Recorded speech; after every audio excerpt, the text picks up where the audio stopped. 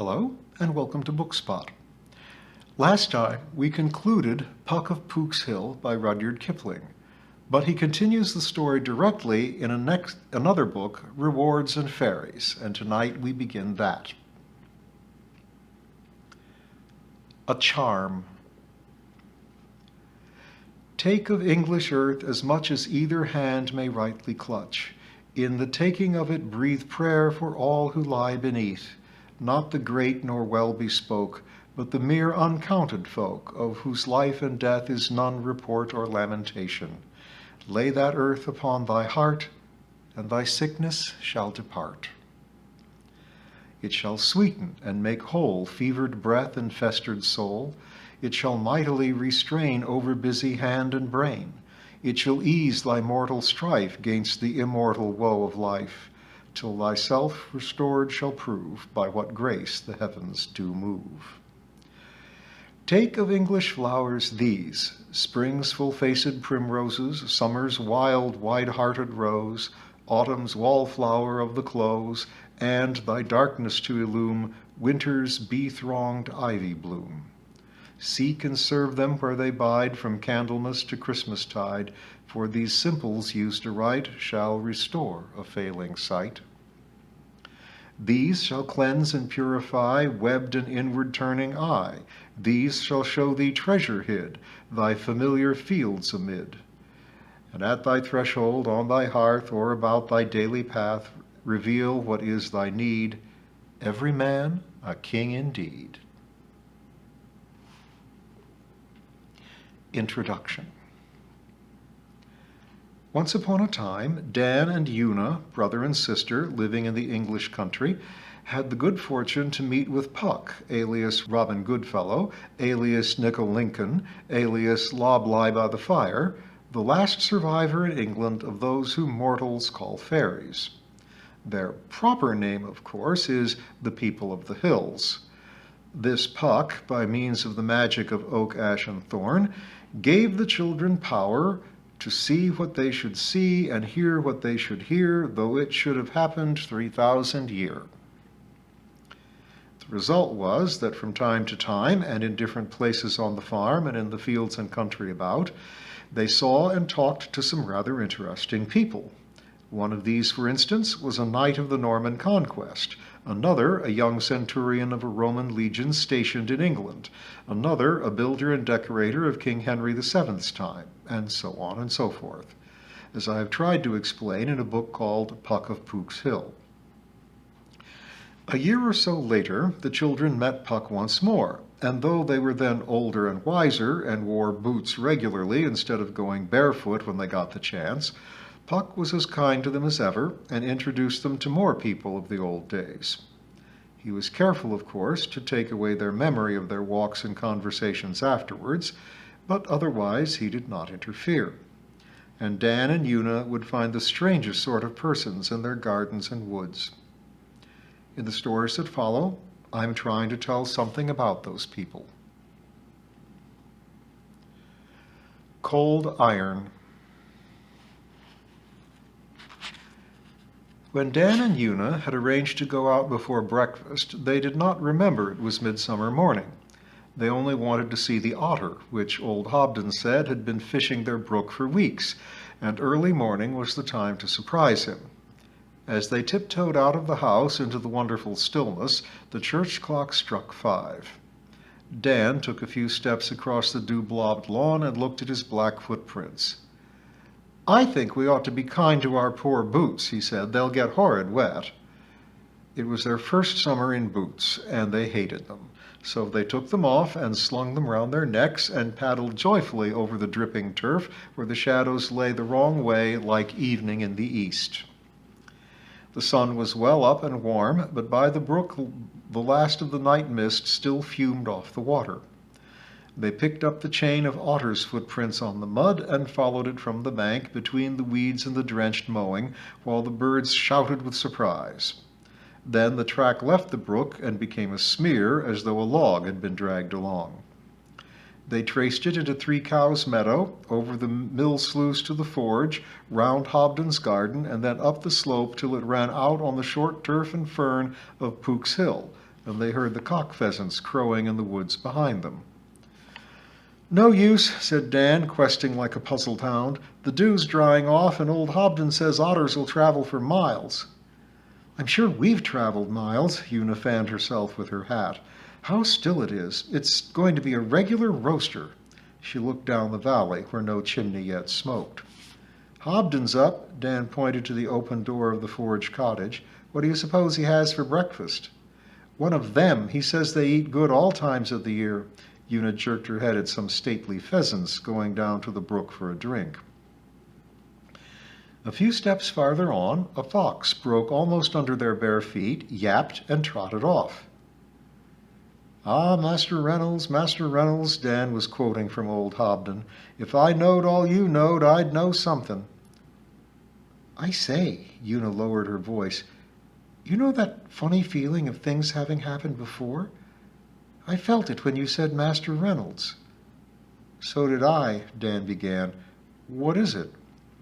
They faced each other, stammering with excitement. "Wait a shake. I'll remember in a minute. Wasn't it something about a fox? Last year? Oh, I nearly had it then," Dan cried. "Be quiet," said Una, prancing excitedly. "There was something happened before we met the fox last year. Hills, Broken Hills, the play at the theater. See what you see." "I remember now," Dan shouted. "It's as plain as the nose in your face. Pook's Hill, Puck's Hill, Puck." "I remember too," said Una. "And it's Midsummer Day again." The young fern on a knoll rustled, and Puck walked out, chewing a green-topped rush. "Good midsummer morning to you. Here's a happy meeting," said he. They shook hands all round and asked questions. "You've wintered well," he said after a while, and looked them up and down. "Nothing much wrong with you, seemingly." "They've put us into boots," said Una. "Look at my feet. They're all pale white, and my toes are squudged together awfully." "Yes, boots make a difference." Puck wriggled his brown, square, hairy foot and cropped a dandelion flower between the big toe and the next. "I could do that last year," Dan said dismally as he tried and failed. "And boots simply ruin one's climbing." "Must be some advantage to them, I suppose," said Puck, "or folk wouldn't wear 'em. Shall we come this way?" They sauntered along side by side till they reached the gate at the far end of the hillside. Here they halted just like cattle and let the sun warm their backs while they listened to the flies in the wood. "Little Linden's is awake," said Una as she hung with her chin on the top rail. "See the chimney smoke?" "Today's Thursday, isn't it?" Puck turned to look at the old pink farmhouse across the little valley. "Mrs. Vincey's baking bread. Bread should rise well this weather." He yawned, and that set them both yawning. The bracken about rustled and ticked and shook in every direction. They felt that little crowds were stealing by. "Doesn't that sound like the people of the hills?" said Una. "It's birds and wild things drawing up to the woods before people get about," said Puck, as though he were Ridley the Keeper. "Oh, we know that. I only said it sounded like." "As I remember 'em, the people of the hills used to make more noise. They'd settle down for the day rather like small birds settling down for the night. But that was in the days when they carried the high hand. Oh me, the deeds I've had act and part in, you'd scarcely believe." "I like that," said Dan. "After all you told us last year, too." "Only the minute you went away you made us forget everything," said Una. Puck laughed and shook his head. "I shall this year, too. I've given you season of Old England, and I've taken away your doubt and fear. But your memory and remembrance between whiles I'll keep where old Billy Trot keeps his night lines, and that's where he could draw 'em up and hide 'em as need. Does that suit?" He twinkled mischievously. "It's got to suit," said Una, and laughed. We can't magic you back." She folded her arms and leaned against the gate. "Suppose now you wanted to magic me into something. An otter. Could you?" "Not with those boots round your neck." "I'll take 'em off." She threw them on the turf. Dan's followed immediately. "Now," she said. "Less than ever now you've trusted me. Where there's true faith, there's no call for magic." Puck's slow smile broadened all over his face. "But what have boots got to do with it?" said Una, perching on the gate. There's cold iron in 'em, said Puck, and settled beside her. Nails in the shoes, I mean. It makes a difference. How? Can't you feel it? You wouldn't like to go back to bare feet again, same as last year, would you? Not really? No, I suppose I shouldn't, not for always. I'm growing up, you know. But you told us last year in the long slip at the theater, you said you didn't mind cold iron, said Dan. I don't, but Folkenhausen, as the people in Hills call them, must be ruled by cold iron. Folkenhausen are born on the near side of cold iron. There's iron in every man's house, isn't there? They handle cold iron every day of their lives, and their fortunes made or spoilt by cold iron in some shape or other. That's how it goes with flesh and blood, and one can't prevent it. I don't quite see. How do you mean? Said Dan. It would take me some time to tell you. Oh, it's ever so long to breakfast, said Dan. We looked in the larder before we came out. He unpocketed one big hunk of bread and gave one to Una and another to Puck. That's little Lyndon's baking, he said, as his white teeth sunk in it. I know Mrs. Vincey's hand. He ate with a slow, sideways thrust and grind, just like old Hobden, and like Hobden, hardly dropped a crumb. The sun flashed on little Lyndon's windows, and the cloudless sky grew stiller and hotter in the valley. Ah, cold iron, he said to the impatient children. Folkenhausen, as the people of the hills say, grow so careless about cold iron, they'll nail the horseshoe over the front door and forget to put it over the back. Then, sometime or other, the people of the hills slip in, find the cradle babe in the corner, and— Oh, I know! Steal it and leave a changeling, Una cried. No, said Puck firmly. All that talk of changelings is people's excuse for their own neglect. Never believe 'em. I'd whip 'em with the cart rail through 3 parishes if I had my way. But they don't do it now, said Una. Whip or neglect children? Some folks in some fields never alter. But the people of the hills didn't work any changeling tricks.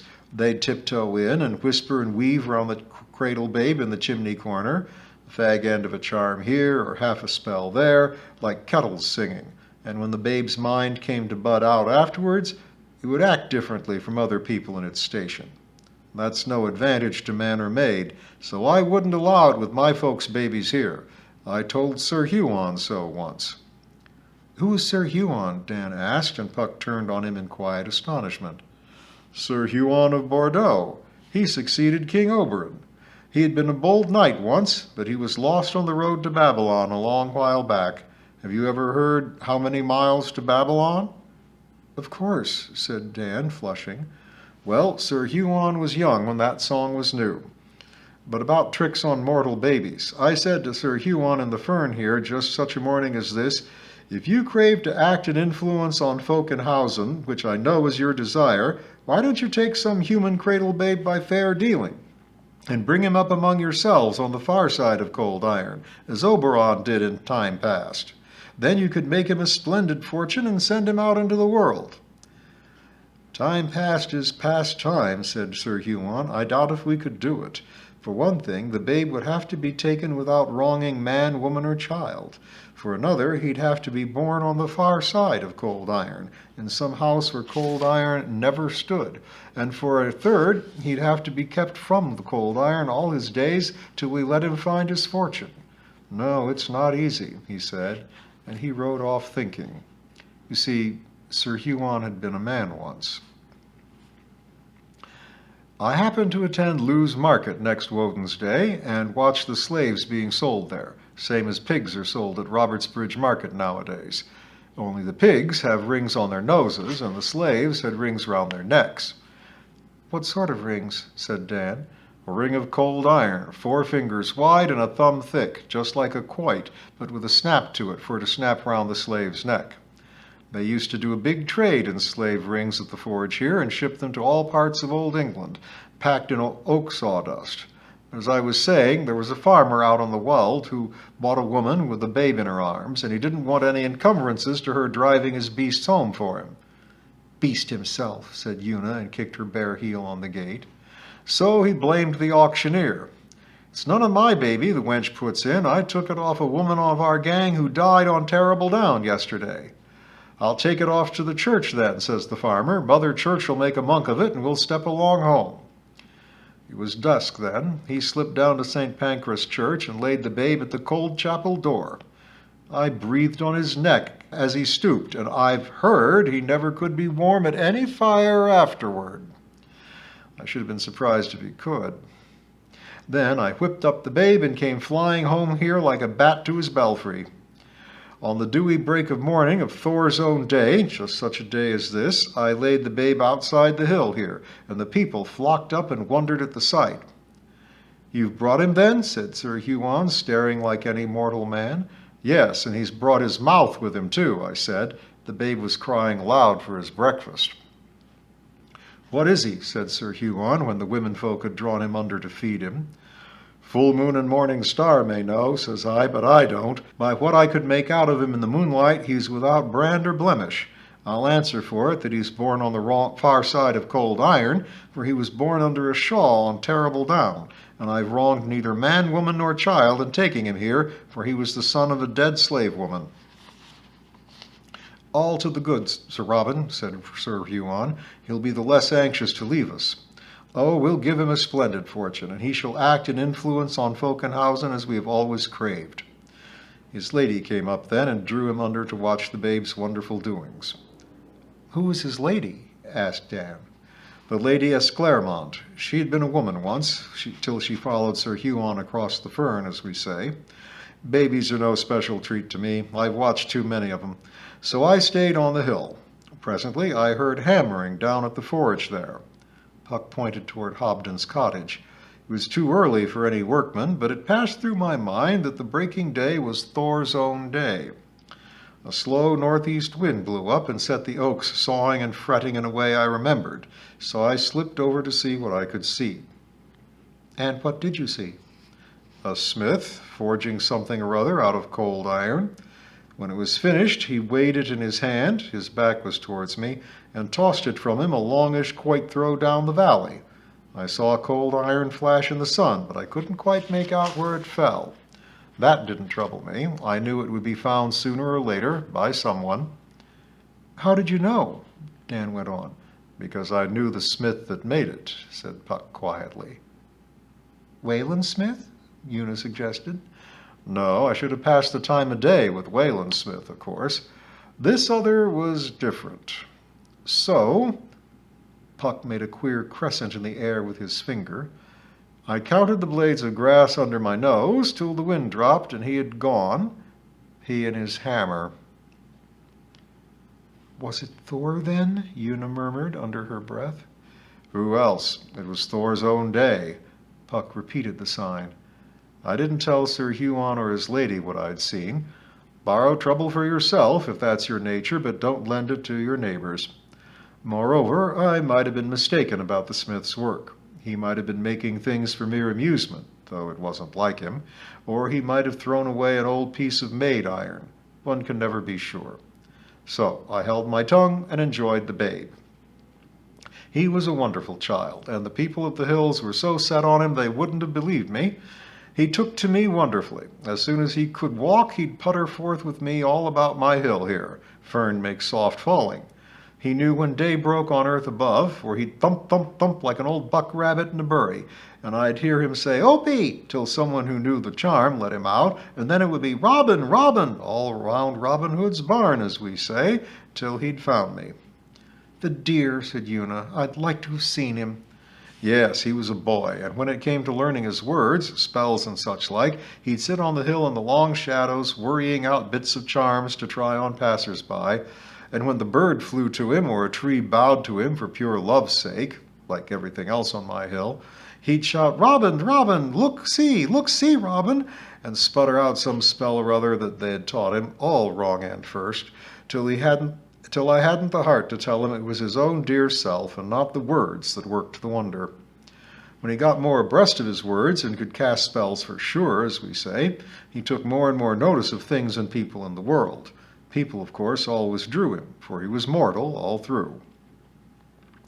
Seeing that he was free to move among Folkenhausen under or over cold iron, I used to take him along with me night walking, where he could watch folk, and I could keep him from touching cold iron. That wasn't so difficult as it sounds, because there are plenty of things besides cold iron in Hausen to catch a boy's fancy. He was a handful, though. I shan't forget when I took him to Little Linden's, his first night under a roof. The smell of the rushlights and the bacon on the beams. They were stuffing a feather bed, too, and it was a drizzling warm night. Got into his head. Before I could stop him, we were hiding in the bakehouse. He'd whipped up a storm of wildfire with flashlights and voices, which sent the folks shrieking into the garden, and a girl overset a hive there. And of course he didn't know till then such things could touch him. He got badly stung and came home with his face looking like kidney potatoes. You can imagine how angry Sir Huon and Lady Esclarmonde were with poor Robin. They said the boy was never to be trusted with me night walking any more, and he took about as much notice of their order as he did of the bee stings. Night after night, as soon as it was dark, I'd pick up his whistle from the wet fern, and off we'd flit together among folk in Hausen till break of day, he asking questions and I answering according to my knowledge. Then we fell into mischief again. Puck shook till the gate rattled. And we'll follow the boy and Puck further into mischief next time.